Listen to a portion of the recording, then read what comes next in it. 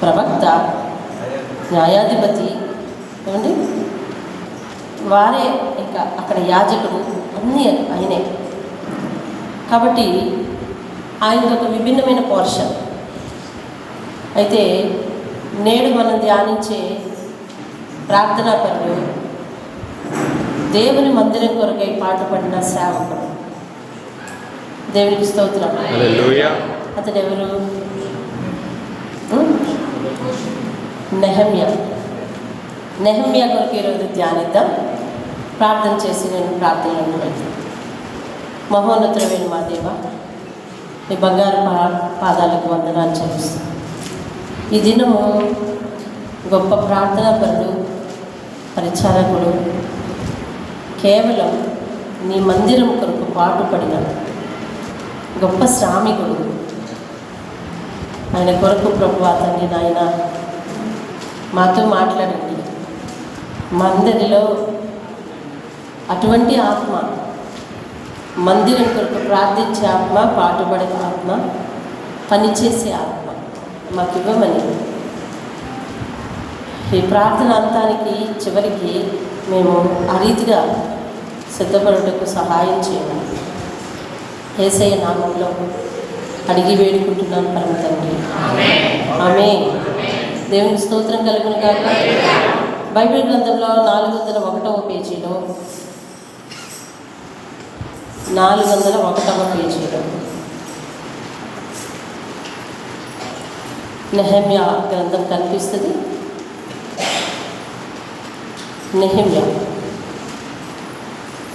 ఆ రోజుల్లో యోధా దేశంని బబులోను రాజులు వచ్చి జయించారు. అది బెస్ట్. యోధా దేశాన్ని బబులోను రాజులు వచ్చి జయించేశారు. జయించేసి వారి పరిపాలన అక్కడ స్థిరపరిచారు. ఇప్పుడు యోధా దేశాన్ని, దేవుని ప్రజలున్న యోధా దేశాన్ని ఎవరు పరిపాలిస్తున్నారంటే బబులోను రాజులు పరిపాలిస్తున్నారు.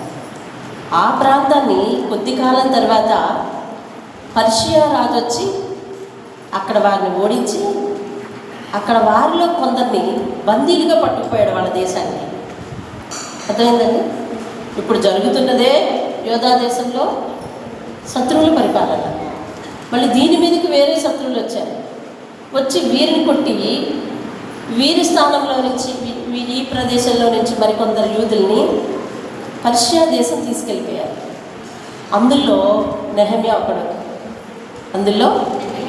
ఒకడు. కొంతకాలం తర్వాత నెహెమ్యా అన్నదమ్ముల్లో, సహోదరుల్లో అని రాస్తారు అక్కడ. ఇంకంతకంటే ఆధారం ఏమీ లేదు. 1వ అధ్యాయము 2వ వచనం చూడండి. నా సహోదరులలో హనానీయను ఒకడు. చాలా యూదుల్లో కొందరు ఇక్కడికి వచ్చారు. ఎక్కడికి వచ్చారు? పర్షియా దేశానికి వచ్చారు. అంటే నెహెమ్యా బానిసగా ఉన్న ప్రాంతానికి వచ్చారు. కానీ ఈ గ్రంథానికి ఇంకా పుట్టుపూర్వోత్తరాలు మనకు తెలియదు. కానీ నెహెమ్యా ఈ దేశానికి వచ్చిన బానిసే, పర్షియాకు వచ్చిన బానిసే. కానీ ఉండడం మాత్రం చాలా ఇంపార్టెంట్ పోస్ట్లో ఉన్నాడు. ఏ పోస్ట్లో ఉన్నాడు అని అంటే 2వ అధ్యాయము 1వ వచనం నేను చదువుతా చూడండి. అటు తర్వాత అర్తహషస్త రాజు ఏలుబడి కాలంలో 20వ సంవత్సరంలో నీసాను మాసమందు రాజు ద్రాక్షరసం తాగవలని చూచుచుండగా నేను ద్రాక్షరసం తీసుకుని రాజులకు అందించువాడను. అలాగే 1వ అధ్యాయం 11వ వచనంలో ఆయన ఉద్యోగం లాస్ట్, నేను రాజులకు గిన్నె అందించువాడను అయ్యున్నాను. అంటే రాజు పక్కనే ఈయన సీట్. అంటే సీట్ అంటే స్థానం, నిలబడే చోటు కానీ కూర్చునే చోటు కానీ రాజుకు అందుబాటులో, రాజుకు దగ్గరగా ఉన్న స్థితి అయింది. సరే, ఆయన రాజు సమూహంలో ఉంటున్నప్పుడు ఈ దేశానికి కొంతమంది బందీలు వచ్చారు. ఎక్కడి నుండి వచ్చారు అని అంటే యోధా దేశం నుంచి వచ్చారు. వాళ్ళు ఎవరిని ప్రవేశపెట్టండి అనేసి అంతఃపురంలోనికి రాజు పిలవగా అక్కడ కనిపిస్తుంది ఎవరు అంటే నెహెమ్యా సోదరుడు, మిగిలిన యూదులు. అర్థమవుతున్నారు కదా? అర్థమవుతున్న వారు ఎవరు ఉంటే చేయి చూపించండి.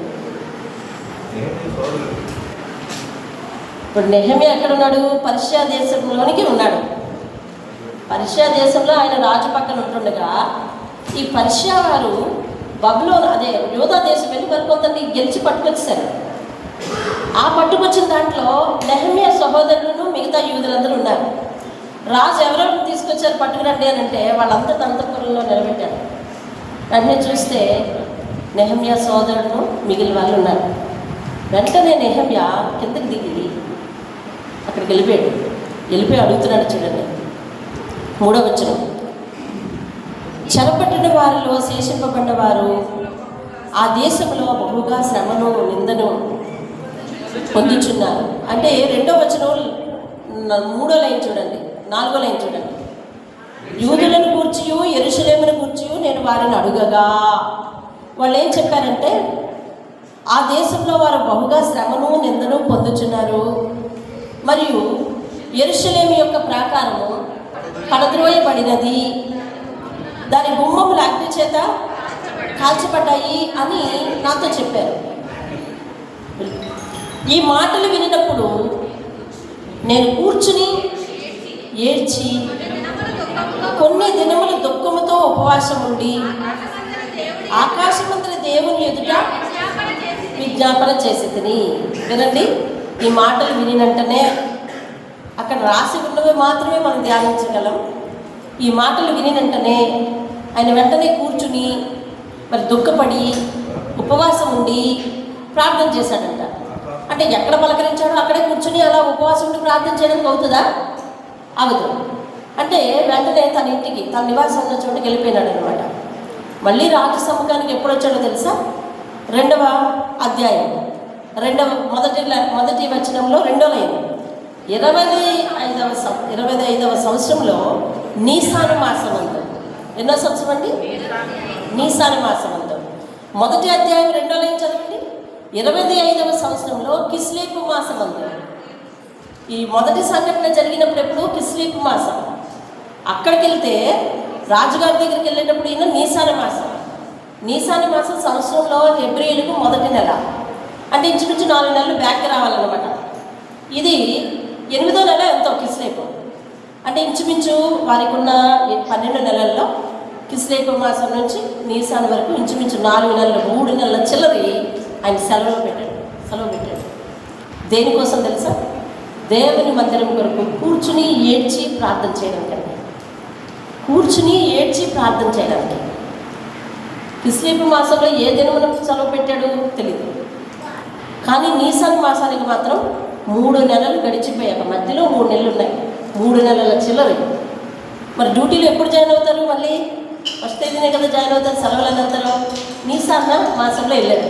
అంటే ఇంచుమించు 3 నెలల చిల్లరి ఆయన సెలవులో ఉండి కూర్చుని ఏడ్చి ఉపవాసం ఉండి ప్రార్థించి 5వ వచనం నుంచి ఇలా ప్రార్థన చేస్తున్నాడు. ఆయన ప్రార్థనలో చాలా ముఖ్యాంశాలు ఉన్నాయి.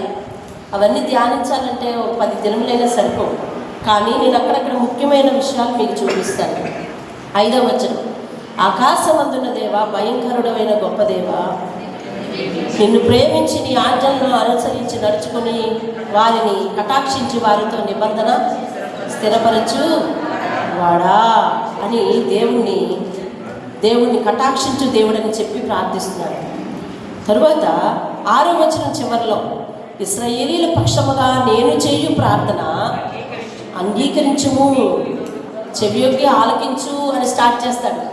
అంగీకరించు అని మనవి చేసుకుంటున్నాడు. 3వదిగా 7వ వచనం చూడండి. నీ ఎదుట బహు అసహ్యముగా ప్రవర్తించితిమి. 8వ వచనం. విధులనైనను మేము గైకొనకపోతిమి. ఏమండి?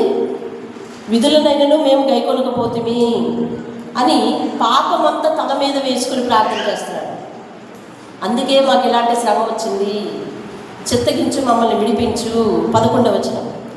యెహోవా చెవియొగ్గి నీ దాసుడైన నా మొర్రను, నీ నామమును భయభక్తులతో గణపరచుటయందు ఆనందించు నీ దాసుల మొర్రను ఆలకించి ఈ దినమందు నీ దాసుని ఆలోచన సఫలపరిచి ఈ మనుషుడు అనగా రాజు నా యందు దయచూపినట్లు అనుగ్రహించు అని బతిమాలుకుంటున్నాను అని బతిమాలే ప్రార్థన చేశాడండి. దేవుని స్తోత్రం. ఏం ప్రార్థన చేశాడు? ఇంకే ప్రార్థన చేశాడు? కన్నీటి ప్రార్థన చేశాడు. ఇంకే ప్రార్థన చేశాడు? ఉపవాసం ఉండి ప్రార్థన చేశాడు. పైన చూడండి 4వ వచనం. ఈ మాటలు వినినప్పుడు ఏడ్చి అంటే కన్నీటితో, దుఃఖముతో, అంటే కన్నీటి ప్రార్థన, ఉపవాసం ఉన్న ప్రార్థన. చివరిలో ఏం రాశాడు? బ్రతిమాలి ప్రార్థన చేశాడంట. దేవుని స్తోత్రం. ఇంతకీ దేనికోసం? తన కోసమా? మీరు మాట్లాడాలి. దేనికోసం? తన కోసమా? వచ్చిన బందీల కోసమా? కాదు. ఆ దేశంలో, వారి దేశంలో దేవుని మందిర ప్రాకారాలు పడగొట్టేశారు శత్రువులు అని అంటే ఆ దుఃఖం కొలిది ప్రార్థిస్తాడు. ఆ విషయాన్ని దుఃఖంగా భావిస్తున్నాడు. ఆ విషయాన్ని తనకు బాధపరిచే విషయంగా చేసుకున్నాడు. సరే, మందిరం పడిపోయింది అని పడగొట్టేశారని తెలిసినప్పుడు దుఃఖం వచ్చింది. ఏం చేశాడైతే? జాలిపడి ప్రార్థన చేసి ఊరుకునేవాడు కాదు ఇతడు. ప్రార్థన చేసి దానికి కావలసిన పనిని ఆలోచించేవాడు. దేవుని స్తోత్రం. ఈ రోజుల్లో సంఘములకు కావాల్సింది ఎవరో తెలుసా? సంఘాన్ని విమర్శించేవారు కాదండి, సంఘము కొరకు కన్నీటితో ప్రార్థన చేసేవారు కావాలి. దేవుని స్తోత్రం. ఎవరు కావాలి? సంఘము కొరకు కన్నీటితో ప్రార్థన చేసేవారు కావాలి. నెహెమ్యా చేస్తున్నాడు. కన్నీటి ప్రార్థనే కాదు, కార్యరూపం దాల్చే ప్రార్థన చేశాడు. ఎలా అంటున్నాడు తెలుసా? ఇప్పుడు 2వ అధ్యాయంలో డ్యూటీలో జాయిన్ అయిపోయాడు. అతనికి గిన్నె అందిస్తున్నాడు. అతను ఏదో తాగడానికి గ్లాస్ అందిస్తున్నాడు. ఆయనేమో నెహెమ్యా మొహం చూశాడు. నెహెమ్యా మొహం నిన్న మొన్నలాగా లేదు. ఇప్పుడు ఎందుతో ఉంది మొహమైనా? ఆయన మొహము విచారంతో ఉంది. ఆ విచారంతో ఉన్నప్పుడు రాజు చూడండి, పనివాడు ఎంత వినయంగా ఉండకపోతే రాజు నువ్వు ఎందుకమ్మా విచారంగా ఉన్నావు అని అడుగుతాడు కదా. మీ ఆఫీసర్ నిన్ను ఏం అలా ఉన్నవేమ్మా అని అడిగాడు అనుకో, అంటే అర్థం ఏంటి? ఈ అబ్జర్వ్ యూ, ఈ టేక్ కేర్ ఫర్ యూ, అంతే కదా. అతను నీ పట్ల జాగ్రత్త తీసుకుంటాడు, అబ్జర్వ్ చేస్తాడు. నిన్న మొన్న సంతోషం నువ్వు ఇవాళ ఎందుకు అలా ఉన్నావు? ఇంట్లో బాధేస్తాడు. అడిగి తెలుసుకున్నాడు. ఎవరు అడిగి తెలుసుకుంటారండి? పట్టించుకునేవారు. అంటే నెహెమ్యా ఒక శత్రు దేశంలో ఉండి రాజు దగ్గర మంచి ఇంప్రెషన్ సంపాదించుకున్నాడు. చూడండి 2వ వచనం. రాజు, నీకు వ్యాధి లేదు కదా, నీ ముఖం విచారమైందే, నీ హృదయం దుఃఖం చేతనే అది నలిగినదని నాతో అనగా. ఏదో దుఃఖపడుతున్నావు అంటున్నాడంట. ఏమంటాడు? ఏదో దుఃఖపడుతున్నావు అని అన్న తర్వాత ఆయన జరిగిందంతా చెప్పాడు. నేను ఇవన్నీ చెప్పలేను. 13 వచనాలు చక్కగా చదివేస్తే మీరు ఇంటికి వెళ్ళి ఈ నెహెమ్యా యొక్క వృత్తాంతం అంతా, అతని భయభక్తులు అంతా, అతను చేసిన పని అంతా తెలిసిపోద్ది. కానీ నేను అక్కడక్కడ చూపిస్తూ మొత్తానికి రాజు అంటున్నాడు. చూడండి 7వ వచనం. ఇది గాక 6వ వచనం అడుగుతున్నాడు. అందుకు రాజు రాణి తన ఎద్ద కూర్చుని ఉండగా, నీ ప్రయాణం ఎన్ని దినాలు పడుతుంది, వెళ్ళొస్తావా అడుగుతున్నాడు. అంటే అర్థం ఏంటండి? ప్రయాణం ఎన్ని దినాలు, ఎన్ని రోజుల్లో మీ ఊరు చేరుకుని రాగలవు అని అంటే అర్థం ఏంటి? వెళ్ళొస్తావా అడగడమే కదా. వెళ్ళొస్తావా అని అడుగుతున్నాడు. అవునండి వెళ్ళొస్తాను అని అంటే 7వ వచనంలో చెప్తున్నాడు. చూడండి, రాజుతో నేను ఇట్లాంటిని, రాజులకు అనుకూలమైతే యోధా దేశమున నేను చేరు వరకు నన్ను దాటించినట్లు నది అవతల వద్దకు అధికారులకు తాకీదులు ఇవ్వండి అయ్యా. నా మీదున్న అభిమానంతో మీ పనివారికి తాకీదులు ఇవ్వండి, నది దాటించే వరకు మాతో రక్షణగా ఉండమని అని చెప్తే అతడేం చేశాడు చూడండి. నేను ప్రవేశింపబో ఇంటికి 8వ వచనం చదవండి. పట్టణ ప్రాకారములకును మందిరముతో సంబంధించిన కోట గుమ్మములకును నేను ప్రవేశింపబో ఇంటికి దూలములు మానులు ఇచ్చినట్లుగా రాజుగారి అడవులను కాయు ఆశాపులకు ఒక తాకీదు ఇవ్వండి అని అడిగితిని. అలాగూ నాకు తోడుగా ఉండి నాకు కృప చూపుచున్న నా దేవుని కరుణాహస్తం కొలది రాజు నా మనవి ఆలకించెను. వీరు వాళ్ళని కొల్లగొట్టి పట్టుకొచ్చారు. యెరూషలేము పడగొట్టింది బబులోను రాజు. వీళ్ళు మనుషులే పట్టుకొచ్చారు. అయ్యా మా మందిరం పడిపోయింది ఎలాగా అంటే, సరే ఏం కావాలని అంటే మాళ్ళు కావాలయ్యా, అన్నీ కావాలి అని అంటే ఏమేం కావాలో అన్నీ ఇచ్చి పంపించాడండి. దేవుని స్తోత్రం. హల్లెలూయా.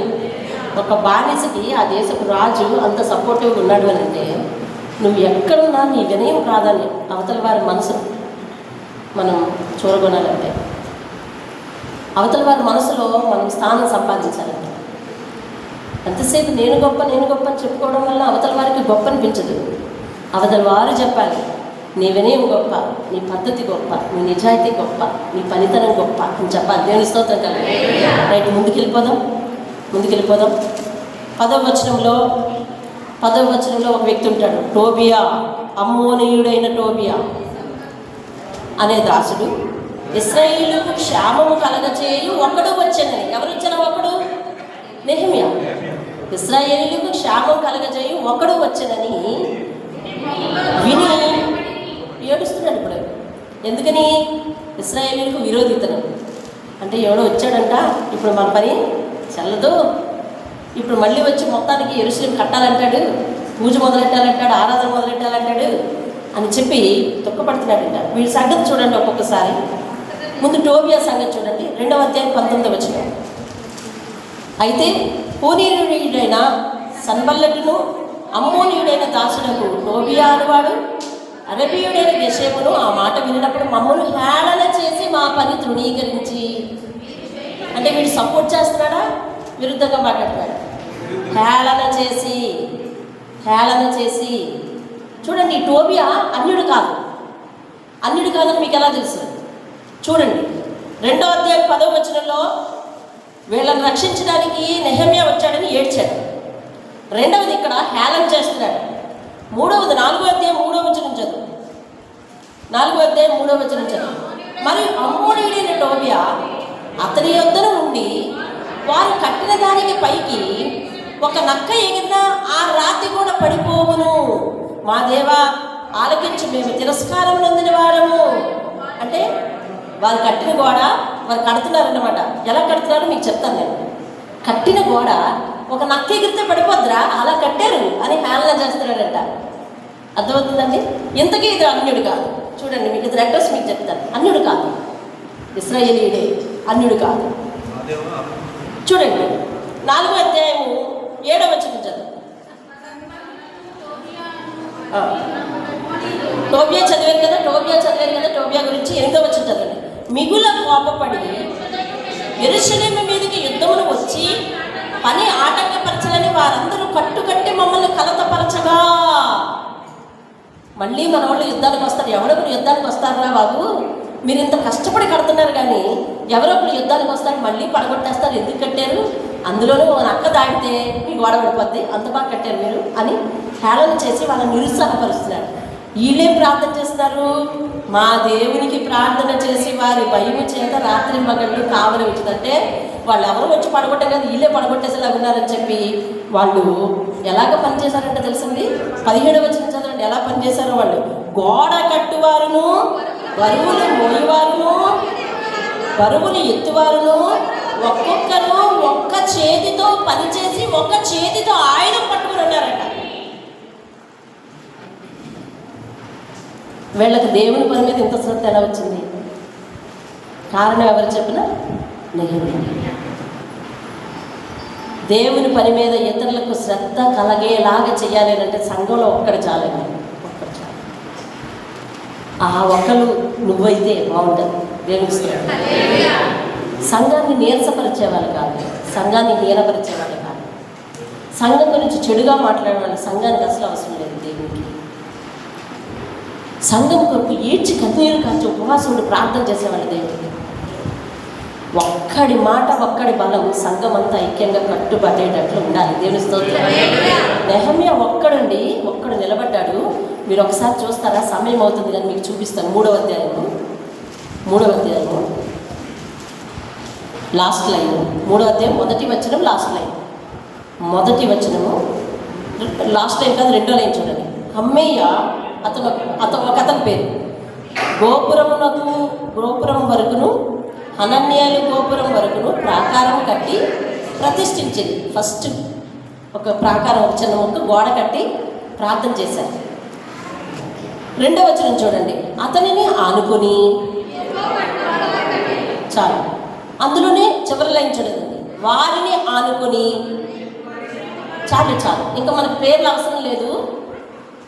మొదట హమ్మయ్య కట్టాడు, తర్వాత ఎరుకో పట్టణ వారు కట్టారు ముక్క, తర్వాత ఇమ్రీ కుమారుడు కట్టాడు. అవునా? ఇప్పుడు చూడండి, రండి, నేను వచనం చూపిస్తాను, మీరు రండి. 4వ వచనం, వారిని ఆనుకుని. 4వ వచనం లాస్ట్ లైన్ చదవండి, వారిని ఆనుకొని. 5వ వచనం చదవండి, 7వ వచనం చదవండి, 8, 9, 10, 12, 16, 17, 17లో 2వ లైన్, 18, 19, 21, 22, 23, 23లో 2వ లైన్, 3వ లైన్, 24, 25, 26లో లాస్ట్ లైన్, 27లో లాస్ట్ లైన్, 29లో మొదటి లైన్ లాస్ట్ లైన్, 30వ లైన్, 30లో లాస్ట్ లైన్, 31లో లాస్ట్ లైన్. దేవుని స్తోత్రం. వరుసండి. ఫస్ట్ ఇనాగరేషన్ మాత్రం ఎవరు తెలిసిన? పట్టుదలగా నిలబడదామని చెప్పి ఏమండి ఆకాశమందు దేవునికి ప్రార్థన చేసి రంగంలో దిగింది ఎవరంటే నెహెమ్యా ఒక్కడు. దేవుని స్తోత్రం. హల్లెలూయా, హల్లెలూయా.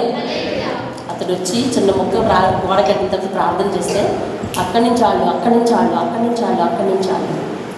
అందరూ. 4వ అధ్యాయం 6వ వచనం చదువుతాం. అయినను పని చేయుటకు జనులకు మనస్సు కలిగి ఉండెను గనుక మేము గోడను కట్టుచుంటిమి, అది సగం ఎత్తు కట్టబడి. దేవుని స్తోత్రం. ఎవరు ఏ ముక్క కడుతుంటే ఆ ముక్కలో నెహెమ్యా సహాయం చేస్తున్నాడండి. అందుకే ఇక్కడ నెహెమ్యా మాట ప్రత్యేకంగా రాయలేదట. ఏమండి?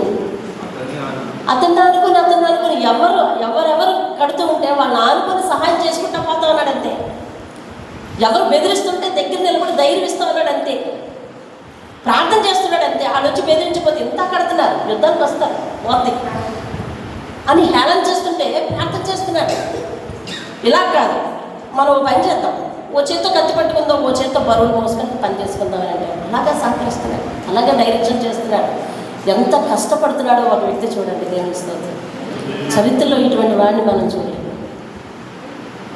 దేవుని మందిరం కొరకు పాట పడేవాడు. ఇవాళ ఎంతోమంది మందిరాలను కూలగొట్టేస్తున్నారని వింటున్నాను. ఏమైనా కొంచెం హృదయం కదులుతుందా, ఏడుపు వస్తుందా, ప్రార్థన చేస్తారా? సొంత మందిరం, ఏ మందిరంలో అయితే ఆత్మీయ వాక్యం వింటున్నావో ఆ మందిరం పతనం అవ్వాలని ఆలోచిస్తావా, లేకపోతే ఆ మందిరం గురించి చెడ ప్రచారం చేస్తావా? మందిరం చెడిపోయిందమ్మా అంటావా? లేకపోతే మందిరం గురించి మందిరం నిలబడాలని ప్రార్థన చేస్తావా? అనేక మందిని నడిపిస్తావా? నీ మాట చేత అనేక మందిని బలపరుస్తావా? దేవుని పనికి సహకరించేటట్లు అందరిని పురుగులుపుతావా? నెహెమ్యా వంటి వాడు బైబిల్ గ్రంథంలో లేడు. హల్లెలూయా, హల్లెలూయా. ముందుకు వెళ్తాం చూడండి, ముందుకు వెళ్తాం. 5వ అధ్యాయం మొదటిన గొడవ ఎక్కడి నుంచో రాలేదు. టోబియా అన్నాడు, ఎక్కడి నుండి వస్తుందన్నాడు, పక్క దేశం వాళ్ళు యుద్ధం చేసేస్తారు, అలా ఎలా అన్నాడు. ఎందుకే టోబియా అన్యుడు కాదని మీతో చెప్పాను కదా, కాసేపు ఆగాక అతను ఇన్ఫర్మేషన్ ఇస్తాడు. వీళ్ళకి విరుద్ధం ఎక్కడి నుంచి వచ్చిందో తెలుసా? పని చేసేవాళ్ళు సాఫీగా పని చేసుకుని వెళ్ళిపోతున్నారు. వీళ్ళకి వ్యతిరేకత ఎక్కడి నుంచి వచ్చిందో తెలుసా? 5వ అధ్యాయం మొదటి వచనం. తమ సహోదరులైన యూదుల మీద జనులను వారి భార్యలను కఠినమైన ఫిర్యాదు చేసిరి. మీరు ఇంటికి వెళ్ళి చదువుకోండి ఏం ఫిర్యాదు చేశారో నేను మాటలు చెప్తాను. ఇన్ని రోజులు పనులు మానేసి దేవుని పని చేస్తున్నారు, పోవద్దా? వడ్డీకి డబ్బులు కట్టుకోవద్దా? అవసరాలు తీర్చొద్దా? వీళ్ళందరూ దేవుని పనిలో ఉంటే ఇంట్లో ఎలా గడుస్తుంది అని మొదలెట్టారు. ఎవరైతే దేవుని మందిరాన్ని కష్టపడుతున్నారో వారి భార్యలు అంటే పోరు ఎక్కడి నుంచి స్టార్ట్ అయింది చూసినావా? ఇంట్లో నుంచి స్టార్ట్ అయింది. అంటే వీళ్ళు ఏం చేస్తున్నారన్నమాట, పనులు మానుకొని దేవుని మందిరాన్ని కష్టపడ్డారు. దేవుని స్తోత్రం. మన దేవుని మందిరం ఇంతగా కట్టబడింది. మీలో పని మానుకొని దేవుని పని చేసిన వాళ్ళు ఎవరో చేశారు. పని ఇంట్లో నుంచి మొదలైంది పోరు. సరే, ఆ గొడవ మళ్ళీ నెహెమ్యా వచ్చి సెటిల్ చేసి, ఇది మన ఇప్పుడు గొడవ ఆడుకునే సందర్భం కాదమ్మా, దీని సంగతి తెలిసి అన్నీ సర్ది చెప్తాడు. దేవుని స్తోత్రం కలిగి 8, 9 వచనాలు చూడండి. అన్యులకు అమ్మబడిన చాలు చాలు చాలు అది చదవక్కర్లేదు. నేను ముఖ్యంగా ముందుకు వెళ్తాను చూడండి. 10వ అధ్యాయం 6వ అధ్యాయము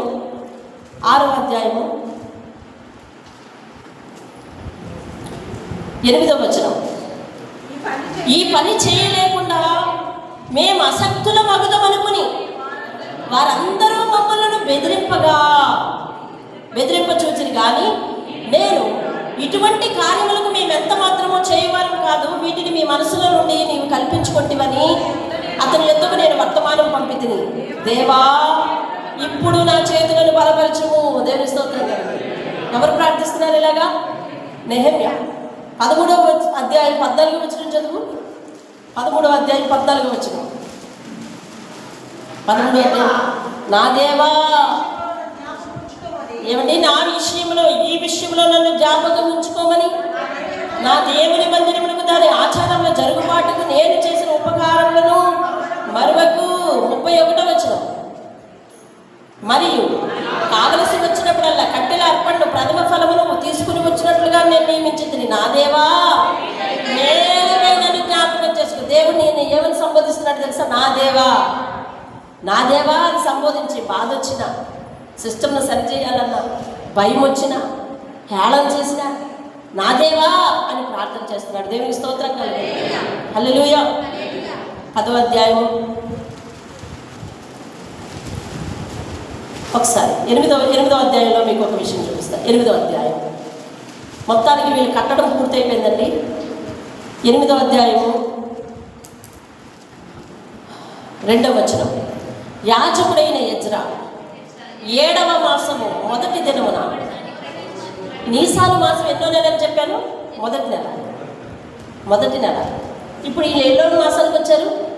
7వ మాసానికి వచ్చారు. 7వ మాసము మొదటి నెల మొదటి దినమున చదవబడు దాన్ని గ్రహింప శక్తి గల స్త్రీ పురుషులు కలిసి సమాజం అంతటి ఎదుటను ఆ ధర్మశాస్త్ర గ్రంథమును తీసుకొని వచ్చి, చాలు అదే పేజీలో పైన చదవండి. యెహోవా ఇశ్రాయేలీయులకు ఆజ్ఞాపించిన మోషే ధర్మశాస్త్ర గ్రంథమును తెమ్మని ఎజ్రా అనే శాస్త్రులతో చెప్పగా అతడు చదివి వినిపిస్తున్నాడు. చూడండి 6వ వచనం, 5వ వచనం. అప్పుడు ఎజ్రా అందరికంటే ఎత్తుగా నిలవబడి జనులందరూ చూచున్నట్లు గ్రంథమును విప్పగానే జనులందరూ నిలవబడి ఎజ్రా మహాదేవుడైన యెహోవాను స్తుతింపగా జనులందరూ తమ చేతులెత్తి ఆమేన్ పలుకుచు నేలల ముఖములు వంచుకుని యెహోవాకు నమస్కరించిరి. 8వ వచనం. ఇటువలనే వారు దేవుని గ్రంథమును స్పష్టముగా చదివి వినిపించి జనులు బాగుగా గ్రహించినట్లు దానికి అర్థము చెప్పిరి. చాలు. దేవునికి స్తోత్రం. హల్లెలూయా. ఆ కిందన ఇలా జరుగుతున్నప్పుడు ప్రజలందరూ ఏడ్చారంటండి. ఎన్నాళ్ళైందయ్యా నీ సన్నిధులు ఇలా ప్రార్థన చేసి, ఎన్నాళ్ళైందయ్యా ఇలాగా గ్రంథం చదువుకొని, ఎన్నాళ్ళైందయ్యా ఎవరైనా మాకు అర్థం చెప్పి అని కిందన ఏడ్చానని అక్కడ ఉంటుంది. 11వ వచనం. అలాగా లేవీయులు జనులందరినీ ఓదార్చి, మీరు దుఃఖం మానండి, ఇది పరిశుద్ధ దినము, మీరు దుఃఖపడకూడదు అని చెప్పారు. 9వ వచనం. 9వ వచనం. 9వ వచనం అంటే మళ్ళీ అలాగెళ్ళారా మీరు? సరే. 9వ అధ్యాయం 3వ వచనం. మరియు వారు ఒక జాము సేపు తామున్న చోటనే నిలువబడి తమ దేవుడైన యెహోవా ధర్మశాస్త్ర గ్రంథంలో చదువుతూ వచ్చింది. ఒక జాము సేపు తమ పాపములను ఒప్పుకొనుచూ వచ్చింది. దేవునికి స్తోత్రం కలుగునుగా. హల్లెలూయా. ఒక జాము సేపు అంటే 3 గంటల సేపు అండి. మనము మందిరంలో ఆరాధనకి ఎన్ని గంటలు నిలబడుతున్నాం? ఒకటా? ఇందులో సగం తీసేలా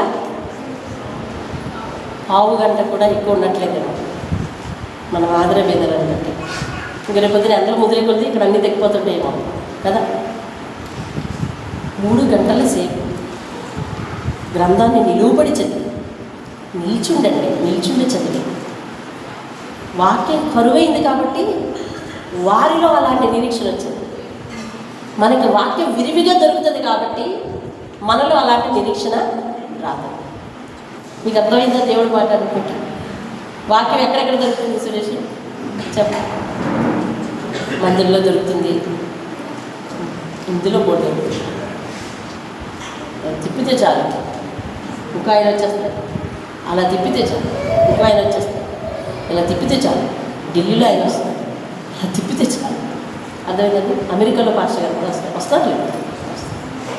సరే ఆ భాష అర్థం అవ్వదనుకుంటే మన స్వదేశంలోనే స్వరాష్ట్రంలోనే అనేక మంది వర్తమానాలు ఉంటారు. అందుకే ఇప్పుడు భక్తి చల్లారిపోతుంది. అదేంటి, వాక్యం విరివిగా అందినప్పుడు కదా అందరూ భక్తి పనులు అవ్వాలి.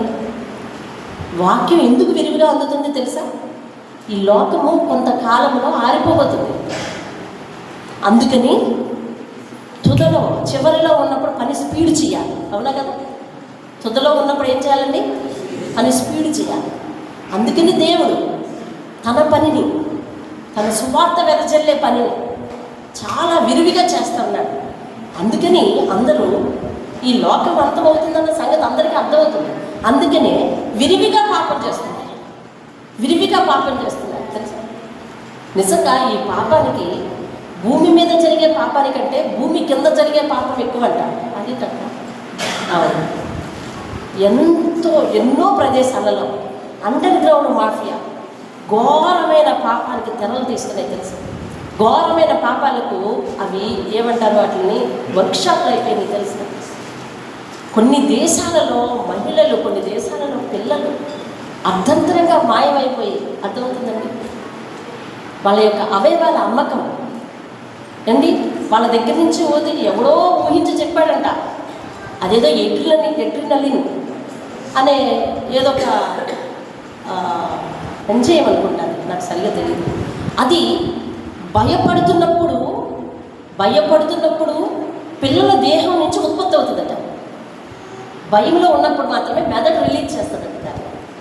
అది దీన్ని సేకరించుకొని, అంటే వాళ్ళని భయపెట్టి ఇది విడుదలయ్యే దీనిని సేకరించుకొని వీళ్ళు తాగితే వీళ్ళకి నిత్య యవ్వనం వస్తుందట. ఎవడు చెప్పాడో తెలియదు, కానీ ఊహించి రాశాడో నిజంగా రాశాడో తెలియదు, కానీ ఆ బేసిస్ మీద ఆనుకొని ఎన్ని మాఫియాలు వర్క్ చేస్తున్నాయో తెలుసు. ఇటీవల మీరు వర్క్ ఇది యూట్యూబ్లో చూస్తున్నారేమో, అది ఏమండి ఏం పేరు సరిగ్గా చెప్పబాబు, నాకు సరిగ్గా వినపట్లేదు, నేను పలకలేనది. ఎపిస్టీన్ ఆయనంతా కూడా అండర్ గ్రౌండ్ వర్కింగ్. అయితే మహానుభావుడు ఏం చేశాడో తెలియదు, కానీ అన్ని చోట్ల సీసీ ఫుటేజ్లు పెట్టేశాడు. వాటి వల్ల ఇప్పుడు బయటకు వస్తున్నాయి అన్నీ. అర్థమవుతుందండి. భూమి మీద జరిగే పాపము 1% అనుకుంటే భూమి అండర్ గ్రౌండ్లో జరుగుతుంది 99%. తెలుసు, విస్తృతంగా వాక్యము వినబడుతుంది. నిన్న మొన్న ఆడవాళ్ళని మగవాళ్ళని ర్యాగింగ్ చేయడం చూస్తారు. ఆడవాళ్ళని ర్యాగింగ్ చేయడం, మగవాళ్ళని ర్యాగింగ్ చేయడం, పెద్ద ఆడవాళ్ళు చిన్న మగపిల్లల్ని ర్యాగింగ్ చేయడం, పెద్ద మగవాళ్ళు చిన్న ఆడపిల్లల్ని ర్యాగింగ్ చేయడం. ఏంటండి ఇది? వావి వరసలు లేని పాపము విస్తృతమైపోతుంది. పరిశుద్ధమైన ఆలయము, పరిశుద్ధమైన గ్రంథము పాపం గురించే చెప్తుంది. ఎందుకు తెలుసా? బీ కేర్ఫుల్ అని చెప్తుంది. నిన్న కాక మొన్న దేవుడు మాట్లాడాడు, వేదన ఇజికుంటూ వేదనే తప్పదు. ఆ పాప భయము, ఆ ఈక్వేషను ఎవరికి తెలియటం లేదు. కాబట్టి బలం ఉన్నంత వరకు దేవుని మాట వింటలేదు. విరివిగా ఎందుకు వాక్యం ప్రచురింపబడుతుంది అని అంటే, ఆరిపోబోతుంది లోకం, దేవుని రాకడ రాబోతుంది. దేవుడు ఎత్తేసి తీసుకెళ్ళబోతున్నాడు అందరినీ తన రాజ్యానికి, తనను నమ్మిన వారిని, తన మాట ప్రకారం జీవించిన వారు, వీటన్నిటికి ఫుల్ స్టాప్ పెట్టబోతున్నాడు. అందుకని ఇప్పుడు వాక్యం అంటే నీకు కూడా శ్రద్ధ తప్పిపోతుంది. ఎందుకంటే ఈ ప్రార్థన కాకపోతే రేపు అందుకోవచ్చు, ఉదయం కాకపోతే సాయంత్రం అందుకోవచ్చు, లేకపోతే వారానికి రావక్కర్లేదు. ఇవాళ వేలేదు వచ్చాము, రేపు వీలవ్వదు వారం. ఇది సిద్ధాంతంలోనికి మనం వచ్చేసాం. ఈరోజు అపవాది కూడా ఆదివారం ఎన్ని విస్తృతమైన పనులు పెడుతుంది మీకు చెప్పండి. మామూలు రోజుల కంటే ఆదివారం మీకు విస్తృతమైన పనులు ఎక్కువ. ఎందుకంటే ఆదివారం మీరు డ్యూటీని సెంటర్గా చూస్తున్నారు. ఆదివారం తప్ప మిగిలిన రోజులు మీరు డ్యూటీని సెంటర్గా చూస్తున్నారు. ఆదివారం డ్యూటీ తప్ప మిగిలిన పనులను సెంటర్గా చూస్తున్నారు. ఇందులో దేవుడు లేడు, ఇందులోనూ దేవుడు లేడు. ఎలా? అర్థమైంది? ఇందులో దేవుడు లేడు, వారమంతా దేవుడు లేడు. ఎందుకు తెలిసిన? Duty centre. Duty centre journey Monday to Saturday, on Sunday on the 7th day అన్ని పనులు ఈరోజే చేసుకునే రోజు. ఇది వర్క్ సెంటర్, మన సొంత పనుల సెంటర్. ఇది దేవుడు ఎక్కడ లేదు అనేక మంది జీవితాలలో. అది విస్తృతంగా పాపం పెరిగిపోతుంది. కాబట్టి వాళ్ళకి కరువు, వాక్యం అంటే వాళ్ళకి కరువు. యెరూషలేము పడిపోయింది మొదలుకొని, బబులోను రాజులు వచ్చారు, ధ్వంసం చేసేసారు మొదలుకొని, ఆరాధన లేదు, వాక్యం చెప్పేవాళ్ళు లేరు, నా దేవాన్ని ఎరిగి తీర్చేవాళ్ళు లేరు. అందుకని కొత్తగా మందిరంలోకి వచ్చారు. వాళ్ళు కట్టిన తర్వాత మందిరంలోకి వచ్చారు. కూర్చోండి అంటే కూర్చోట్లా, 3 గంటలు నిలబడి కన్నీరు కార్చుతూ బైబిల్ చదువుతున్నారు. అర్థం చెప్పేవాడు అర్థం చెప్తున్నారు, స్తోత్రాలు చెప్పేవాడు స్తోత్రాలు చెప్తున్నారు, నేలకు మోపి తలలు మోపి ఏడ్చేవాళ్ళు ఏడుస్తున్నారు. ఒక్క జాము సేపు అలాగే నిలబడిపోయి వారి పాపములు ఒప్పుకొని అక్కడ మొదలెట్టారు. 9వ అధ్యాయంలో ప్రార్థన. మీరు రండి, 10వ అధ్యాయం చివరి వరకు కూడా ప్రార్థన చేస్తూనే ఉన్నారండి. 9వ అధ్యాయం చివరి వరకు, 9వ అధ్యాయం చివరి వరకు ప్రార్థన చేస్తారు. ఎంత సుదీర్ఘమైన ప్రార్థన చూడండి. 37 వచనాలు దాదాపు, చాలు 37 వచనాలు దాదాపు వారి పాపములు ఒప్పుకుంటూ ప్రార్థన చేస్తున్నారు. అర్థమైందండి? ఇప్పుడు ఒప్పుకోలు ప్రార్థన అయిపోయింది. 10వ అధ్యాయంలో సమర్పణ ప్రార్థన చేసుకుంటున్నారు. ఏంటది? సమర్పణ ప్రార్థన.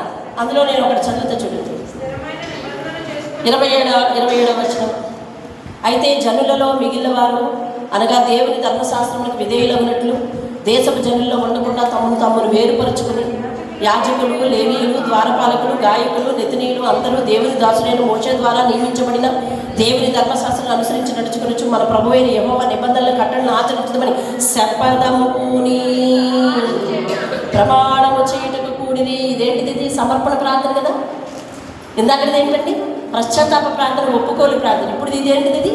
సమర్పణ ప్రార్థన. చూడండి 36వ వచనం. మా కుమారులు జ్యేష్ఠపుత్రులు, మా పశువుల్లో తొలిచూలులు, ధర్మశాస్త్ర గ్రంథమందు వ్రాయబడినట్లు మా మందల్లో తొలిచూలులు మన దేవుని మందిరంలో సేవ చేయి యాజకుల యొద్దకు మేము తీసుకొని వచ్చినట్లు నిర్ణయించుకుంటేమి. 37 ఇదియుగాక మా పిండిలో ప్రథమ ఫలము, ప్రతిష్టాపనల సకల విధములైన వృక్షముల ఫలములు, ద్రాక్షరసం, నూనె మొదలైన వాటిని మా దేవుని మందిరపు గదుల్లోనికి యాజకులు తెచ్చినట్లు. అందులో 3వ లైన్, మా పంటలో 10వ వంతు ఆ లేవీయులకు కనుక యాజకులకు ఇచ్చినట్లు నిర్ణయించుకుంటిమి. సమర్పణ ఇలా చేస్తాం, అలా చేస్తాం. మొట్టమొదటి సమర్పణ ఏంటో తెలుసా? ఇగో మన దేశంలో బబులోనులు కూడా ఉన్నారు కాబట్టి వాళ్ళకి వేరుగా మేము జీవిస్తాం. ఈనాటి నుండి దేవుని ధర్మశాస్త్రం చదువుతాం. ఇది ఇప్పుడు ప్రార్థన అయిపోయింది. ప్రార్థన అయిపోయిన తర్వాత చాలాతో చెప్తున్నారు, ఇది ఇలా చేస్తాం. ఇక్కడి నుంచి ఈ రోజు నుంచి యెహోవా ధర్మశాస్త్రాన్ని పాటిస్తాం, తొలిచూలుని ఇస్తాం, మా పిండిలో కూడా ఇస్తాం, మా నూనెలో కూడా ఇస్తాం, అలాగే మా పంటలో కూడా ఇస్తాం అని సమర్పణ చేసుకున్నారు. దేవునికి స్తోత్రం కలిగిన గాక. ఆ తర్వాత వచ్చేద్దాం చూడండి. 13వ అధ్యాయం మనం ఒకరిని వదిలేసాం. ఎవరిని వదిలేసాం? టోబియా. వెంటనే నెహెమ్యా ఈ ఆరాధన, ఈ ఒప్పుకోలు ప్రార్థన, సమర్పణ ప్రార్థన అయిపోయిన తర్వాత వెళ్ళిపోయాడు డ్యూటీలోకి వెళ్ళిపోయాడు. ఇప్పుడు నెహెమ్యా లేడు. ఎక్కడ? ఆ దేశంలో లేడు, యోధా దేశంలో నెహెమ్యా లేడు. ఎందుకంటే ఆరాధన క్రమంగా జరుగుతుంది, అందరూ క్రమంగా ఆరాధిస్తున్నారు. ఈయన వెళ్ళిపోయాడు, నెహెమ్యా వెళ్ళిపోయాడు, డ్యూటీలోకి వెళ్ళిపోతే ఆయన లేనప్పుడు టోబియా చూడండి ఏం చేశాడు. 13వ అధ్యాయం 4వ వచనం నేను చదువుతున్నాను, మీరు మెల్లగా అర్థం చేసుకోండి. ఇంతకుముందు మన దేవుని మందిరపు గది మీద నిర్ణయింపబడిన యాజకుడకు ఎలియాషీబు టోబియాతో బంధుత్వం కలగజేసుకొని, టోబియా అనే శత్రువుతో యాజకుడు ఎలియాషీబు బంధుత్వం కలగజేసుకుని, అలా బంధుత్వం కలుపుకునేలాగా టోబియా ప్రవర్తించాడు. నైవేద్యమును, సాంబ్రాణిని, పాత్రలను, గింజల్లో 10వ భాగం, కొత్త ద్రాక్షరసము, లేవీయులకు, గాయకులకు, ద్వారపాలకులకు ఏర్పడిన నూనెను, యాజకులకు తేవలసిన ప్రతిష్ఠిత వస్తువులను పూర్వము ఉంచు స్థలమునొద్ద అతనికి ఒక గొప్ప గదిని సిద్ధం చేసి ఉండెను. ఎవరిని? యాజకుడితో సంబంధం కలుపుకున్నాడు టోబియా. యాజకుడితో సంబంధం కలుపుకున్నాడంటే ఇతను ఇశ్రాయేలీడా అన్యుడా? ఇశ్రాయేలీ. అంటే జనంలో జనంగానే ఉంటాడు, జనానికి వ్యతిరేకంగా మాట్లాడతాడు. అది టోబియా లాంటి వాళ్ళు టోబియా లాంటి వాళ్ళు ఉన్న సంఘం ఏమవుతుందంటే ఇదిగో కలతలకు, కష్టాలకు దారితీస్తారు. టోబియా లాంటి ఆత్మ ఎవరిలో పని చేయకుండాగా ఆమె ఏమిస్తారు. చూడండి, అవన్నీ ఎక్కడైతే ఈ కానుకలు అవి ఎక్కడ పెడుతున్నారు, ఈ అప్పళ్ళు అవి ఎక్కడ పెడుతున్నారు, ఆ పక్క గదిలో ఉన్నాడు ఈయన. చూడండి, ఆ సమయంలో నేను యెరూషలేములో లేను. ఎవరు చెప్తున్నారు ఈ మాట? నెహెమ్యా. ఎందుకనగా బబులోను దేశపు రాజైన అర్తహషస్త ఏలుబడి యందు 32వ సంవత్సరంలో నేను రాజును దర్శించి కొన్ని దినములైన తర్వాత రాజులతో సెలవు పుచ్చుకొని యెరూషలేముకు తిరిగి వచ్చాను. వెళ్ళి డ్యూటీలో జాయిన్ అయ్యి కొన్నాళ్ళు పనిచేసి మళ్ళీ వచ్చాడండి. ఏం జరుగుతుందో, నేను ఇక్కడ ఏర్పాటు చేసినవన్నీ క్రమంగా జరుగుతున్నాయి లేదు, మందిరం మీద వెళ్ళిపోయేదాకా చూడండి ఎంత బాధ్యత ఉందో. ఏమండి, అక్కడికి వచ్చాక 7వ వచనం చూడండి. యెరూషలేమునకు వచ్చి ఎల్యాషీబు దేవుని మందిరములో టోబియాకు ఒక గది ఏర్పరిచి చేసిన కీడంతయు తెలుసుకుని బహుగా దుఃఖపడి ఆ గదిలో నుండి టోబియా యొక్క సామాగ్రి అంతా అవతల పారేసి గదులన్నీ శుభ్రము చేయడని ఆజ్ఞాపింపగా వారు అలాగూ దేవుని స్తోత్రం. హల్లెలూయా. ఎప్పుడైతే మనవాడు లేడో సంబంధాలకు కలుపుకుని మరలా మందిరాన్ని చెడగొట్టడానికి, మందిరానికి వచ్చే కానుకలను వాటిని కాజేయడానికి దేవుని మందిరం మీద గది కట్టించుకున్నాడంట. చూడండి ఎంత మాట నేర్పడతాను. ఇంతకుముందు తిరగబడ్డప్పుడు యాజకుడు చూశాడు కదా, ఇంతకుముందు హేళన చేసినప్పుడు యాజకుడు చూశాడు కదా. ఇప్పుడు బంధుత్వం వచ్చేసరికి ఈ రూపం మారిపోయింది వాళ్ళిద్దరికీ కూడా. అర్థమైందండి. మళ్ళీ నెహెమ్యా వచ్చి వాటన్నిటినీ సరిచేశాడండి. సరిచేసి ఏమని అడుగుతున్నాడో చూడండి, 14వ వచనం కాదు 11వ వచనం. నేను అధిపతులతో పోరాడి దేవుని మందిరం ఎందుకంటే లక్ష్య పెట్టలేదని అడిగి వారిని సమకూర్చి తమ స్థలంలో ఉంచి తిని దేవుని స్తోత్రం కాదు. అటు తర్వాత యూదులందరూ ధాన్య ద్రాక్షారసమును తైలంలో 10వ భాగమును ఖజానాలోనికి తెచ్చేది. దేవుని స్తోత్రం కాదు. ఎక్కడ తీసుకెళ్ళి పెట్టాలి? ఖజానాలో తీసుకెళ్ళి పెట్టాలి. మీరు ఎక్కడ పెడుతున్నారు? తీసుకెళ్ళి దేవుని మందిరం పైన పెట్టి ఒక పక్కన ఒక గది కట్టి అయ్యగారిని వానరుగా చేశారు అక్కడ అనమాట. చూసాం అది. తర్వాత ఈయన 15వ వచనం చూడండి, 13-15వ వచనం. ఆ దినములలో యూదులు కొందరు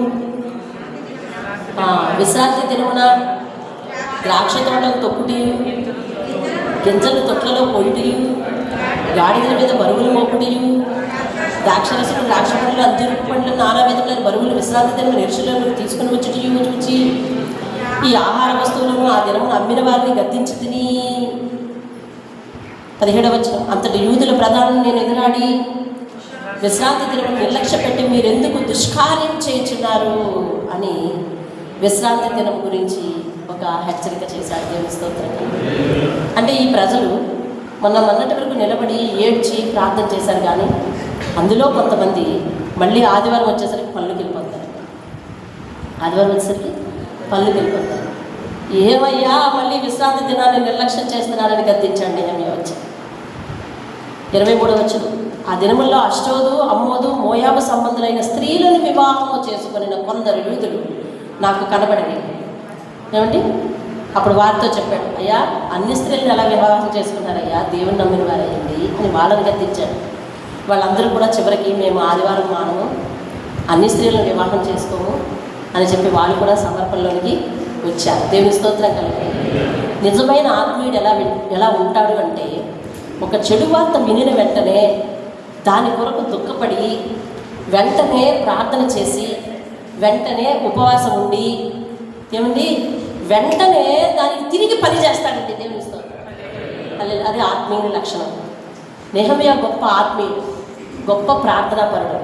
ఎలాంటి ప్రార్థనాపరుడు తెలుసు? కన్నీటి ప్రార్థన చేసేవాడు, ఉపవాసం ఉండి ప్రార్థన చేసేవాడు, తన సొంత పనిని పక్కన పెట్టుకుని ప్రార్థన చేసేవాడు, దేవుని కొరకు వీరోచితంగా ధైర్యంగా నిలబడి ధైర్యం చెప్పేవాడు, సంఘం అంతటిని చెదిరిపోయిన వారందరినీ ఒక త్రాటి మీద నిలబెట్టేవాడు, సంఘంలో ఉన్న ప్రతి అతిక్రమమును. అర్థమైందండి. సంఘంలో ఎవరైనా ఒకరు చెడుగా ప్రవర్తిస్తున్నారనుకోండి, సంఘంలో ఎవరైనా ఒకరు చెడుగా ప్రవర్తిస్తున్నారనుకోండి, వారందరికీ హెచ్చరిక చేసి వారి కొరకు వారిని మరలా సరైన దారిలో పెట్టేవాడండి. దేవుని స్తోత్రం. నిజమైన ఆత్మీయుడు ఇలా చేస్తాడు. అంతేగాని టోబియా వంటి వారితో స్నేహం చేయడు, టోబియా వంటి వారు ఉంటే సపోర్ట్ చేయడు, టోబియా వంటి వారి మాటలకు భయపడడు, టోబియా వంటి వారితో స్నేహం చేయడు, బంధుత్వం కలుపుకోడు. అర్థమవుతుందండి. కాబట్టి మనమందరం కూడా నెహెమ్యా వంటి ప్రార్థన పరులం కావాలి. దేవుని స్తోత్రం. నెహెమ్యాల దేవుని సేవకు, దేవుని మందిరానికి కష్టపడే వారం కావాలి. దేవుని స్తోత్రం. ఎవరి గురించి అయినా ఒక విధమైన బాధ వినిపించింది అంటే, ఇతను మొదటి అధ్యాయం ఎవరి కోసం అంటే చూడండి, మొదటి అధ్యాయంలో నా సహోదరులు, మొదటి అధ్యాయం 2వ వచనం. సమయం అయిపోతుంది, మన మధ్య 18 నిమిషాలు ఉన్నాయి ఇంకా. చూడండి, నా సహోదరులలో హనానీయుడు ఒకడును యూదుల్లో కొందరును వచ్చి చెరపట్టబడిన శేషంలో తప్పించుకొని యూదులను కూర్చి యెరూషలేమును కూర్చి నేను వారిని అడగగా, వారు చెరపట్టిన వారిలో శేషించిన వారు ఆ దేశంలో బహుగా శ్రమను నిందను పొందుతున్నారు. అంటే వీళ్ళు తన సహోదరుల కోసం కూడా ప్రార్థన చేశాడు. దేవుని స్తోత్రం. ఎవరైనా శ్రమలో, నిందలో, బాధలో ఉండి ఇక్కడ ఏడ్చి కన్నీరు కార్చి ఎవరైనా సాక్ష్యం చెబితే వారి విషయాన్ని మీరు బాధగా, మీ బాధగా, ఇప్పుడు ఇది నెహెమ్యా సమస్య ఇది కాదు, నెహెమ్యా సోదరుడు ఇక్కడికి వచ్చాడు, నెహెమ్యా సమస్య ఇది కాదు. కానీ తన బాధగా స్పందించి తన విషయంలో తనను తాను సిద్ధపరచుకొని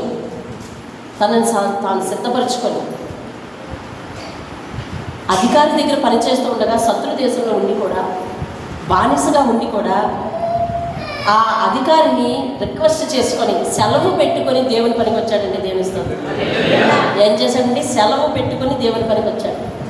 మళ్ళీ వెళ్ళి డ్యూటీలో జాయిన్ అయ్యాడు. మళ్ళీ వచ్చాడు. ఎలా జరుగుతుందో చూద్దాం. వచ్చి మళ్ళీ కొన్ని అతిక్రమములు, మళ్ళీ అవిధేయతలు మళ్ళీ మందిరంలో కనిపించేసరికి వాటిని కూడా సరిచేశాడు. దేవుని స్తోత్రంగా. హల్లెలూయా. కాబట్టి మనం కూడా అటువంటి భక్తి శ్రద్ధలు దేవునికి మనం చూపించాలి.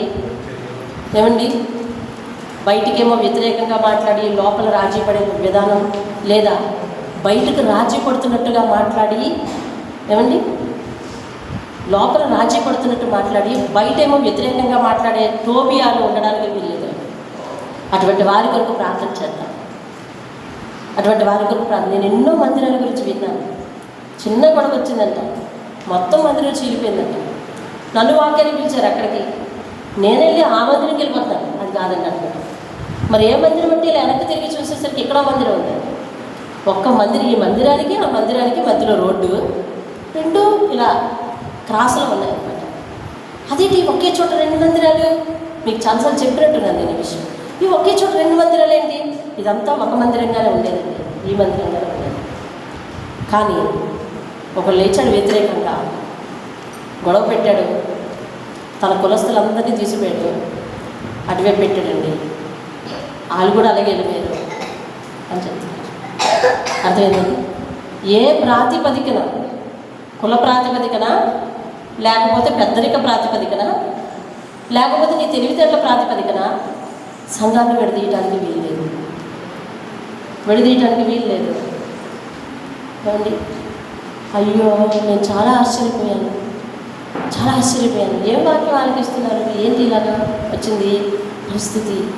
ఈరోజు మనము అనేక చోట్ల మందిరాలు కూలగొడుతున్నారని వింటా ఉన్నాం.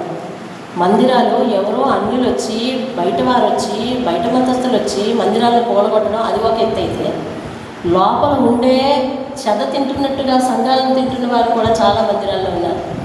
నా దగ్గరికి వచ్చే సేవకులన్నీ చెప్తారు, అమ్మ మా సంఘంలో వాడే, నా భర్త చనిపోయేసరికి మొత్తం సంఘాన్ని చీల్చేసి పక్కన పెట్టేశాడమ్మా అని చెప్తారు. ఈవేళ వాళ్ళకి ఆధారం లేదు తెలుసండి. వాళ్ళ దగ్గరికి వచ్చేవాళ్ళు 4-3 విశ్వాసులు. 4-3 ఏం పోషణ పడుతుంది ఆవిడ? భర్త లేని వారు. మనము శనివారం సహాయం చేస్తాం కదా, ప్రతి నెల సెకండ్ సాటర్డే సహాయం చేస్తాం కదా. వాళ్ళు ఏమండి, సంఘాలలో టోబియా వంటి మనస్సు ఇవ్వరికి రాదు. సంఘం కొరకు కన్నీరు కార్చి ఇచ్చేవారు కావాలి. దేవునికి స్తోత్రం. ఈరోజు మనం అదే పని చేద్దాం. ఎన్ని మందిరాలు అలాంటి బాధల్లో ఉన్నాయో, ఎంతమంది సేవకులు అలాంటి బాధలో ఉండి చిక్కుకున్నారో, ఎలా ఈ సమస్యలు బయటపడమని అనుకుంటున్నారో, ఎన్ని మందిరాలు మతోన్మాదానికి గురయ్యి కూలగొట్టబడుతున్నాయో, అక్కడ ఆరాధన చేసే వారందరూ ఎలా చెల్లాచెదరైపోయారో, వారి పరిస్థితి ఏంటో, ఆత్మీయత ఏంటో, మళ్ళా వాళ్ళు మందిరంలోనికి సమకూర్చబడటం అనేది ఎప్పుడు జరుగుతుందో, ఆ రోజులు ఎప్పుడు మారుతాయో మనం ప్రార్థన చేయాలి. ఈరోజు మన ప్రార్థన అంశం అది. దేవుని స్తోత్రం. హల్లెలూయా. మనం నిలబడదాం, నిలబడి ప్రార్థిద్దాం. సర్వోన్నతుడైన దేవుడు ముత్తులాంటి మాట 2వ అధ్యాయము 7వ వచనంలో లాస్ట్ నుంచి పైలైన నా దేవుని కరుణాహస్తము కొలది రాజు నా మనవి ఆలకించను. దేవుని స్తోత్రం కలగాలి. నా మనవి ఆలకించాడు అంటే నా పని అయ్యింది అని అర్థం. నా పని ఎలా అయిందండి? నా పని ఎలా అయింది? దేవుని కరుణాహస్తం కొలది. ఏ దేవుడు? నా దేవుని కరుణాహస్తం కొలది నా పని అయిందండి. దేవుని స్తోత్రం. హల్లెలూయా. నా జీవితంలో ఎన్నో పనుల మీద వెళ్తున్నా కదండి. అయిన తర్వాత ఇలా చెప్పాలి, నా దేవుని కరుణాహస్తం కొలది నా పని అయ్యింది. దేవుని స్తోత్రం. హల్లెలూయా. సాక్ష్యం చెప్పేటప్పుడు వాడండి ఈ పదం. నా దేవుని కరుణాహస్తం కొలది నా జీవితంలో మేలు జరిగింది. నా దేవుని కరుణాహస్తం కొలది నాకు ఈ పని అయింది అని వాడదాం. దేవుని స్తోత్రం కలిగినగా. పరిశుద్ధుడైన దేవుడు ఈ వాక్యం మన వినికిడిలో దీవించి సేవ కొరకు పాటుపడే వాళ్ళని, సేవ కొరకు శ్రమపడే వాళ్ళని, పరిచర్య కొరకు కష్టపడే వాళ్ళని, సంఘాన్ని మనుషులకు సమకూర్చే వారిని, ఏడ్చి దుఃఖముతో ఉపవాసం ఉండే వారిని లేపురుగాక. ఆమేన్. విడిపోవడానికి వీల్లేదు. బంధుత్వాల ప్రాతిపదికన విడిపోవడానికి వీల్లేదు. రక్త సంబంధుల ప్రాతిపదికన విడిపోవడానికి వీల్లేదు. వీధుల వారీగా విడిపోవడానికి వీల్లేదు. ప్రార్థన చేద్దాం. పరిశుద్ధమైన మా తండ్రి, నీ పరిశుద్ధ పాదాలకు వందనాలయ్యా, స్తుతులయ్యా, స్తోత్రాలు. సర్వోన్నతమైన నీ నామం దేవా ఎల్లప్పుడూ స్తుతింపబడునుగాక. నా దేవా తండ్రి నాయన, ఆకాశమందు ఆశీర్వదించండి అయ్యా తండ్రి నాయన. మా పితరుల పాపములు మన్నించి మమ్ములను నిన్ను ఆరాధించే వారిగా చేర్చుకున్నందుకు స్తోత్రాలయ్యా. మా పూర్వీకులు నిన్ను ఎరగని వారైనప్పటికీ కూడా అయ్యా మమ్మల్ని ఏర్పాటు చేసుకున్నందుకు స్తోత్రాలయ్యా. నాడు మీ మందిరాలలో నిలబడి స్తుతించి ఆరాధించే భాగ్యాలు మాకు ఇస్తున్నందుకు వందనాలయ్యా. ఈ వాక్యం విరివిగా అందిస్తున్నందుకు స్తోత్రాలయ్యా. విరివిగా అందింపబడుతున్న ఈ వాక్యంపై ఎవరు నిర్లక్ష్యం ఉంచడానికి వీల్లేదు నాయన. వాక్యాన్ని వర్గీకరించడానికి వీల్లేదు నాయన. అయ్యా తండ్రి వాక్యంను అర్థం చేసుకోకుండా వారి జ్ఞానాన్ని మూసుకోవడానికి వీల్లేదు నాయన. అయ్యా తండ్రి నీ యందు మనస్సు ఉంచి ప్రభువా వాక్యం విని వాక్య ప్రకారం జీవించే వారిగా ఉండాలి నాయన. చెడు వార్తలు వినినప్పుడు నెహెమ్యా వలె అయ్యా తండ్రి నాయన బాధ్యత కలిగి తన సోదరుల కష్టం కొరకు, శ్రమ కొరకు ప్రార్థించేవారు కావాలి నాయన. అయ్యా నాయన తండ్రి వారి బాధలు వీరి బాధలుగా అయ్యా తండ్రి తలచేవారు కావాలయ్యా. నీకు స్తోత్రములు చెల్లిస్తున్నాను. ముఖ్యంగా మందిరము ప్రభా తండ్రి, మందిరము కొరకు, దాని అభివృద్ధి కొరకు అయ్యా తండ్రి, మందిరానికి రాని వారి కొరకు, వ్యతిరేకంగా మాట్లాడుతున్న వారి కొరకు అయ్యా తండ్రి నాయన, మందిరంలో వాక్యం విని వాక్యానికి విరుద్ధంగా నడుస్తున్న వారి కొరకు అయ్యా, సమర్పణ లేకుండా జీవిస్తున్న వారి కొరకు అయ్యా తండ్రి, అవిధేయంగా పనిచేస్తున్న వారి కొరకు ప్రభా తండ్రి నాయన, దేవుని వాక్య లోతుల్లోనికి నడవని వారి కొరకు అయ్యా తండ్రి నాయన, అయ్యా తండ్రి ఆత్మీయ స్థితిలో ఉన్న వారందరూ కూడా ఎలుగెత్తి ప్రార్థించుటకు సహాయం చేయాలి అయ్యా. ఎలుగెత్తి కన్నీటితో దుఃఖముతో అయ్యా తండ్రి పట్టుదలగా ఆయన చేసే ప్రార్థనలు అయ్యా సంఘంలో నుంచి లేచునుగాక. సంఘ క్షేమం కొరకు ప్రార్థించేవారు లేచునుగాక. సంఘములకు విరోధంగా మాట్లాడుతున్న వారి యొక్క మాటలను గ్రహించి వాటి కొరకు ప్రార్థించి అట్టి వాటిని ఏర్పాలైదుగాక. దేవుని వాక్యము వారి మనసుల్లో చక్కగా పనిచేయుగాక. దేవుని పని కొరకు నాయన తండ్రి పనులు మానుకుని అయినా సమర్పించుకునేవారు ఉండురుగాక. వారు నీ సేవను పరిచర్య చేయటంలో ఆనందమును వెతుక్కుందురుగాక. సంఘంలో క్రమాలు తప్పకుండా ప్రతి ఒక్కరూ జాగ్రత్త తీసుకుందురుగాక. నీ కుమారుడైన నెహెమ్యా అయ్యా సెలవు పెట్టి పని చేయించి మళ్ళా డ్యూటీలో జాయిన్ అయ్యి మళ్ళీ వచ్చి అయ్యా ఇక్కడ ప్రతి పని సక్రమంగా జరుగుతుందో లేదో చూసుకున్నాడయ్యా తండ్రి నాయన. ఆదివారం నిర్లక్ష్య పెట్టే వారి కొరకు అయ్యా తండ్రి బహుగా కోపమయ్యాడు నాయన. అయ్యా తండ్రి నాయన నీ స్తోత్రాలు చెల్లిస్తున్నాము. విశ్రాంతి దినము లక్ష్య పెట్టి వాటి నిమిత్తము ప్రభువా ఎన్ని శ్రమలైనా, ఎన్ని ఇరుకులైనా, ఎన్ని ఇబ్బందులైనా నీ మందిరంలో ఉండే కృప వారికి నాయన. విశ్రాంతి దినమును క్రమం తప్పకుండా పాటించాలన్న నీ ఆజ్ఞలు మేమెవ్వరము నాయన మీరి పాపులము కావద్దు నీ ఎదుట. ఈ కృప మా అందరికీ దయచేయండి నాయన. దీవించండి, ఆశీర్వదించండి నా ప్రభువా. నెహెమ్యా వంటి ప్రార్థనలు కావాలి నాయన. టోబియా వంటి అంతరంగ అయ్యా భయపెట్టేవారు, చెదరగొట్టేవారు, అయ్యా తండ్రి నాయన వద్దు బాబు నీకు స్తోత్రాలు చెల్లిస్తున్నాను. అయ్యా ఇప్పటి వరకు నాయన సంఘమును కాచి కాపాడుతున్న విధానం బట్టి వందనాలు. ఇక మీదట సంఘములో ఎవరు నూతనాత్మలు చేరినప్పటికీ కూడా వారందరూ వాక్యానికి తలవంచు వారై ఉండాలి నాయన. ఉన్న వారిలో కూడా ప్రతి ఒక్కరు కూడా వాక్యం యందు తలవంచు వారై ఉండాలి. అయ్యా తండ్రి వాక్యమును నాయన శిరస వహించి వారై ఉండాలి. అయ్యా తండ్రి నాయన వారి పాపమును ఒప్పుకొనొచ్చు, ఇతరుల పాపమును భారంగా వేసుకుని ప్రార్థించేవారై ఉండాలి. గొప్ప ప్రార్థనా పరులుగా ప్రతి ఒక్కరిని తీర్చిదిద్దున నాయన. ఇప్పటి వరకు మేము చూసిన వారిలో ఇతరుల కొరకు ప్రార్థన చేసేవారు ఎక్కువనా నాయన. అయ్యా తండ్రి ఇతరుల కొరకు ప్రార్థన చేసేవారిని చూసాం బాబు నీకు స్తోత్రాలు. అబ్రహాం ఇతరుల కొరకు ప్రార్థన చేశాడు నాయన. అయ్యా తండ్రి నాయన మోషే ఇతరుల కొరకు మధ్యవర్తిత్వ ప్రార్థన, త్యాగభరితమైన ప్రార్థన చేశాడు నాయన. అలాగే సమూయేలు ఇతరుల కొరకు ప్రార్థన చేశాడు తండ్రి. అయ్యా యోసేపు ప్రభువా తండ్రి వారి బంధువుల కొరకు, వారి ఇతరుల కొరకు ప్రార్థన చేశాడు తండ్రి. అయ్యా మేము కూడా ఇతరుల కొరకు ప్రార్థించే వారిగా ఉండడానికి సహాయం దయచేయండి. మా సమస్త బాధలు, ఈవులు అన్ని కూడా మీరు ఎరుగుదురు బాబు నీకు స్తోత్రం. ప్రతి అవసరత క్రీస్తు యేసు యొక్క మహిమైశ్వర్యంలో నుంచి తీర్చబడును గాక. అత్యధికంగా మేము ఇతరుల కొరకు ప్రార్థన చేసేవారు అవ్వదు గాక. అట్టి ఆత్మమయం ఉంచుదువు గాక. యెహోవా వంటి ఆత్మ అందరి మీదకి అభిషేకంగా దిగును గాక. సహాయం చేయండి. నేటి నుండి మందిరం కొరకు, అయ్యా దాని సేవా పరిచర్య కొరకు, రక్షింపబడవలసిన అన్యుల కొరకు, దేశంలోని వ్యతిరేకమైన కార్యాల కొరకు, మిగిలిన సంఘాల కొరకు, సంఘ విభేదాల కొరకు అయ్యా కన్నీటితో ప్రార్థించే వారుగా మేమందరం నేటి నుండి అట్టి ప్రార్థన చేయడం కాక నాయన సహాయం చేసి నడిపించి మీ నామానికి మహిమ తెచ్చుకుంటున్నాను. యెరూషలేమా నిన్ను ప్రేమించి వారు వర్ధిల్లుతారని నీకు సెలవిచ్చినావు. అలాగ మందిరాన్ని ప్రేమించి మందిరం కొరకు ప్రార్థించే ప్రతి ఒక్కరిని పేరు పేరున దీవించి ఆశీర్వదించి వర్ధిల్లింప చేయాలి.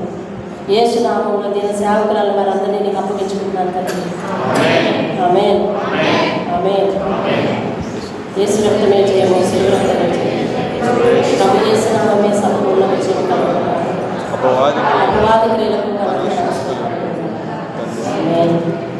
తండ్రి అయిన దేవుని ప్రేమ, కుమారుడైన యేసుక్రీస్తు వారి కృప, పరిశుద్ధాత్మ యొక్క అన్యోన్య సహవాసం నెహెమ్యా వంటి ఆత్మతో మనందరినీ దర్శించి అభిషేకించును గాక. ఆమేన్ ఆమేన్. అందరికీ వందనాలు. అలాగే